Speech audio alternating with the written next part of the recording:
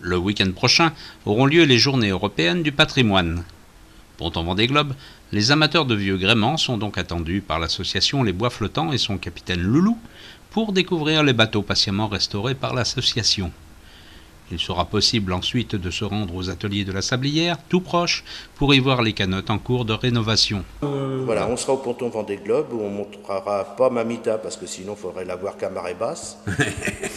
Ça me rappelle le 1er avril, ça. Ouais. Hein, la Calypso. Je suis mort de rire. Et donc, la gazelle sera à disposition du public, bon, pour des tours sans gêner les autres usagers, bien sûr. Est-ce qu'on peut monter à deux sur ce petit zinzin? Ah bah oui, bien sûr. Bon, moi, il faut que le deuxième soit juste un nouveau-né, hein, parce qu'on a le droit à 150 kilos, donc moi je suis un peu juste de ce côté-là. Etc. Nous, on est Mais fondation du patrimoine maritime et fluvial. Donc, tous les bateaux que l'on rentre, que l'on veut, qui restent notre propriété, hein, bien sûr, parce que c'est des bateaux qui nous sont donnés, doivent obligatoirement avoir une petite histoire, avoir un petit truc. Vous voyez le bateau où je suis là, donc Mamita, eh ben, sur ce bateau-là, parce qu'avant il y avait des bancs ici, sur ces bancs, c'est assis le tout Paris. Le tout Paris, ce bateau, il avait une autre vie. Parce que ce bateau, le monsieur qui l'avait, monsieur Richepin, en 1919, avait acheté un bateau qui était un plan Fife, que vous connaissez, que tout le monde connaît, je dis bien. Il avait ce plan Fife, et puis ce plan Fife, ben, il l'avait, mais pour aller à ce bateau-là, il lui fallait une vedette. Puis pour aller dans son île, il lui fallait une vedette. Donc il a fait construire en 1923 Mamita. Et Mamita servait pour aller le long de ce bateau-là, pour emmener les invités et tout. Et ce bateau, il l'a vendu en 1938 à un dénommé Loïc Tabarly, surnommé Babar, qui était le père d'Éric Tabarly, et c'est Penduic. D'accord.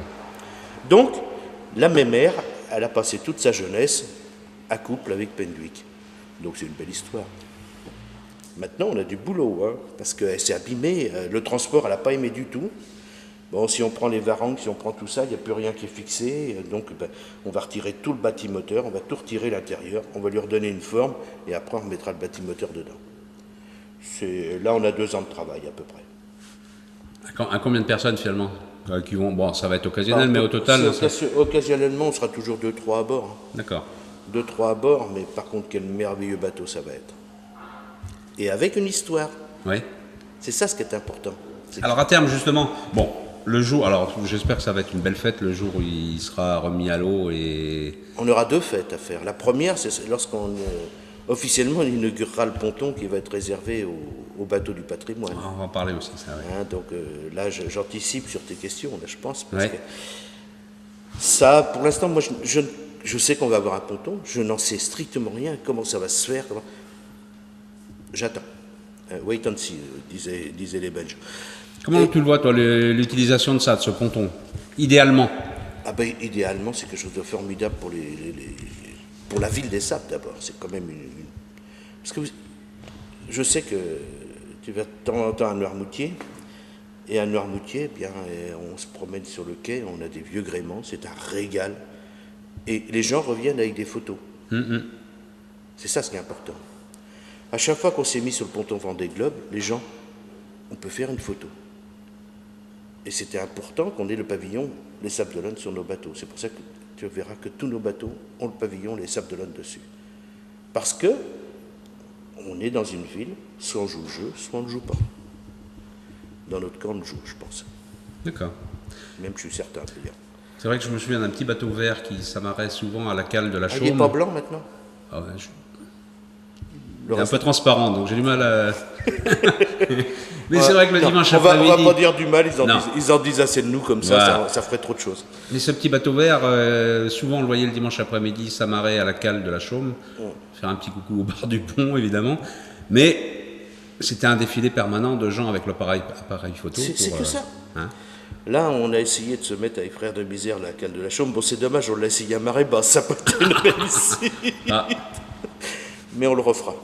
Les Bois Flottants, est-ce une association de marins, de bricoleurs ou encore autre chose? Parce qu'on s'aperçoit que les gens chez nous, tout compte fait, c'est pas la navigation qui les intéresse de trop, si, 4 ou 5 qui a envie de sortir, Mais ils veulent être à l'atelier, se retrouver, et puis peut-être retrouver une vie sociale, tout compte fait. On en parlait tout à l'heure justement de la vie sociale, c'est quelque chose d'important.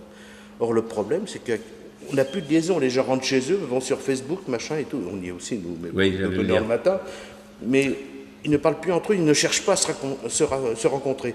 Or, même sur les réseaux sociaux, on cherche à faire venir les gens. Le week-end dernier, on était ici en porte ouverte, ça a été la cohue, mais je dis bien la cohue. On a eu un moment de panique parce qu'on a vu trop de monde arriver en même temps.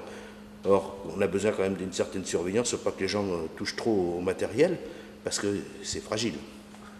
Ça vous donne envie de recommencer, non, éventuellement, de refaire un petit truc? Ah ouais. Donc on va bien repréciser l'adresse à ce moment-là.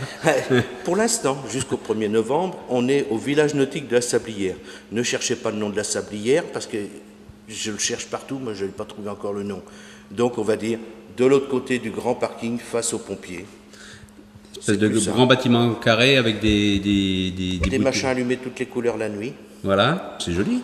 Oh, bah ça fait fête foraine, il y avait la roue déjà. Voilà. Un bateau ne sera pas à quai ce week-end à Dour, mystérieusement coulé durant l'été 2014 dans Port-Olona. Mais est-ce vraiment fini pour lui? Le 29 août, ce bateau donc a coulé. Il n'y a pas un expert au monde qui est capable de me dire. Bon, il a été un petit peu saccagé à la sortie d'eau parce qu'il fallait le sortir pour éviter les problèmes de, comment on appelle ça, de pollution. Mais le bateau, il a énormément souffert. Il a souffert de l'assurance qui a mis énormément de temps à donner une première réponse. Donc là, on l'a rentré à l'abri. Il a grand mal quand même, très très grand mal. Donc je serais très très étonné que malheureusement il retourne à l'eau un jour. D'accord. C'est dommage. On a beaucoup travaillé sur ce bateau-là. Il était beau comme tout. Mais on sait pourquoi il s'est retrouvé au fond du port? Non.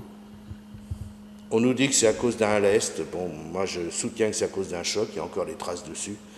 Mais vous savez que le travail d'un expert, c'est de ne pas payer. C'est un ancien assureur qui vous le dit. Oui. Donc les experts, il ne faut pas leur faire confiance. Mais c'est pas méchant, ce que j'ai bien le contraire. C'est pas le Bugalet de Braise, mais c'est un peu ça. Oui, quoi, c'est un peu ça. C'est l'Omuerta. Okay. Pourquoi un bateau comme ça, on l'a sorti plein d'eau, c'était pas très bien non plus.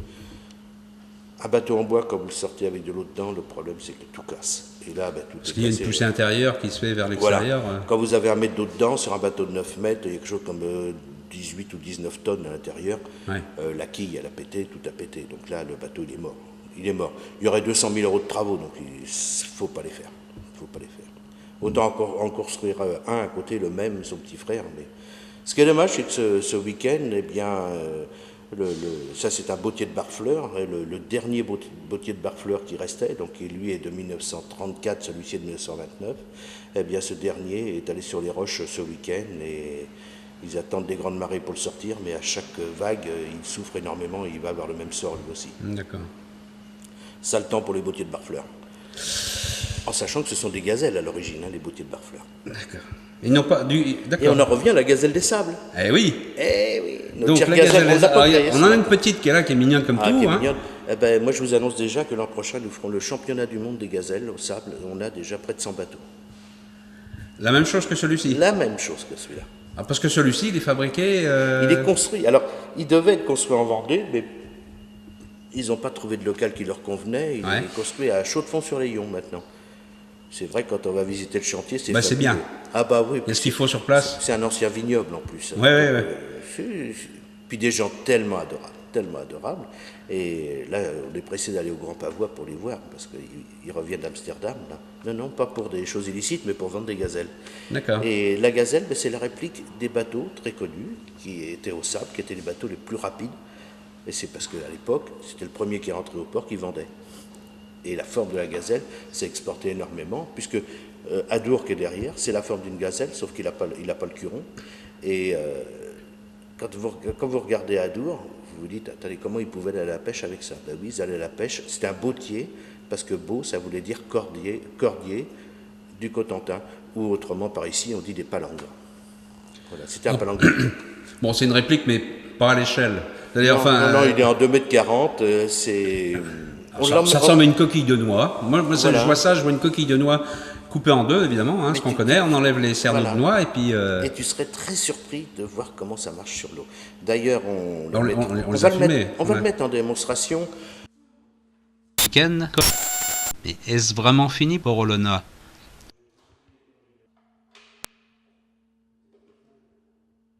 Puisque maintenant, on aura de signer un accord avec le Greta pour recevoir des gens pour leur redonner le goût du travail. Parce qu'il y a trop de personnes, et ça je me bats pour ça, qui ont pris des cursus intellectuels et qui s'aperçoivent qu'à mon époque, si tu faisais pas l'école d'ingénieur, si tu n'étais pas ceci, si tu n'étais pas cela, c'était pas bien d'être plombier, c'était pas bien d'être mécanicien, c'était pas bien d'être menuisier. Or, on veut leur faire découvrir, c'est juste une découverte hein, bien sûr, pour leur permettre de s'aiguiller par la suite et de repartir d'un bon pied dans la vie. Et bien après, donc, ils feront un choix on va leur proposer 7 professions. On va leur proposer la menuiserie, on va leur proposer la charpente, on a des intervenants bien sûr, on va leur proposer l'ébénisterie, on va leur proposer la peinture, on va leur proposer la plomberie, la mécanique navale, la mécanique tout court. On va leur proposer les métiers liés au nautisme, c'est-à-dire l'accastillage, tout ça. On va leur faire découvrir qu'en fin de compte, au milieu du nautisme, il y a plein de professions. Et si vous faites le tour, vous apercevrez que toutes ces professions-là sont un petit peu abandonnées. Il n'y a plus de forgerons. Mais est-ce qu'il y a besoin d'un forgeron aujourd'hui? Oui, ça recrute. Ça recrute. Quand vous passez devant une société de, comment on appelle ça, c'est grave, intérimaire, vous voyez, recrute, soudeur, recrute ceci. Eh bien, ça aussi, on a quelqu'un qui viendra faire des interventions et leur montrer ce que l'on peut faire. Leur apprendre que nos mains, elles ne servent pas uniquement comme moi à parler, mais qu'elles servent aussi à travailler. Ça, c'est important. Donc tous les chantiers nautiques qu'on a en Vendée, parce qu'on est bien placé, hein, on est bien placé. Bon. Eux embauchent ce type de profil. Embauche pour tous ces profils. Ce bateau-là, par exemple, le chantier, ça va être quoi finalement sur celui-ci? Qu'est-ce qu'il va falloir faire? Celui-ci, il va falloir refaire toutes les bordées, parce que il est bien endommagé déjà. En plus, il y a certaines membrures qui sont un peu abîmées. Les traves aussi, c'est un bateau qui date, je pense, de l'immédiate après-guerre. De l'après-guerre, oui, ouais. qui a été... Puis qui a bien vécu, qui a pêché. Qui a pêché, puis qui a été entreposé dans pas de très bonnes conditions. Donc finalement, le temps a passé dessus. Vous voyez, tout ça, il y a des parties comme ça qui sont abîmées. Sinon, ça fait partie du système. Ouais. Donc, pour le réparer, il faut des outils. C'est des outils standards, on les retrouve encore. Il faut bricoler des choses, il faut farfouiller. L'outillage, maintenant, on a quand même de l'outillage électrique. Ça aide beaucoup. Ça aide beaucoup. Ça aide beaucoup. Et puis, autrement... il y a certains outils, évidemment, qu'il faut retrouver, tels que pour faire le calfatage et choses comme ça. Ça, c'est des anciens outils. Donc, on les trouve encore éventuellement dans les brocantes ou des choses comme ça? On les trouve dans les brocantes, oui, ou on les trouve parce que les anciens les ont conservés. Voilà. Tout simplement. Comme beaucoup de professions gardent certains outils pour avancer dans certains travaux. Maintenant, une chignole, bien sûr, ça a bien aidé aussi. L'appareillage portatif, ça aide beaucoup. Mais ça reste quand même un bon paquet d'heures. Par exemple, ici, avant qu'il soit de toute beauté, comme disait l'autre, il faut compter combien de... On va parler en mois, on ne va pas compter le nombre d'heures, on ne sait pas, mais là, c'est un chantier de combien de temps? Un an? S'il y a du personnel pour le faire, c'est un peu aléatoire, tout ça, dans le sens que... Si vous êtes à 4 à le faire, ça va aller vite. Et si vous êtes tout seul, vous mettez 4 fois de plus de temps. Voire même 5 fois. Mais bon, un bateau comme ça, en gros, retaper tout, vous en avez pour 6-7 mois. D'accord. C'est une conception bretonne parce que, comment je pourrais vous dire, il vient de Pirac, si mes souvenirs sont exacts. Donc un joli petit port, maintenant c'est un petit bateau côtier. qu'un bateau de pêcheur. Et comment Donc, qui était à la voile. Qui était à la voile. Mais il y avait un moteur. Avec un petit moteur annexe. Il y avait un petit moteur dedans, un moteur de, je crois, 4 temps. Un monocylindre, je crois, enfin, genre bétonnière, si on va aller comme ça. Bah oui, non, mais c'est que ça fonctionne. Hein. Ouais. Avec un moteur de bétonnière, vous pouvez faire marcher une pompe à eau, vous pouvez faire marcher un bateau, vous pouvez faire marcher un groupe électrogène, vous pouvez faire beaucoup de choses. Hein.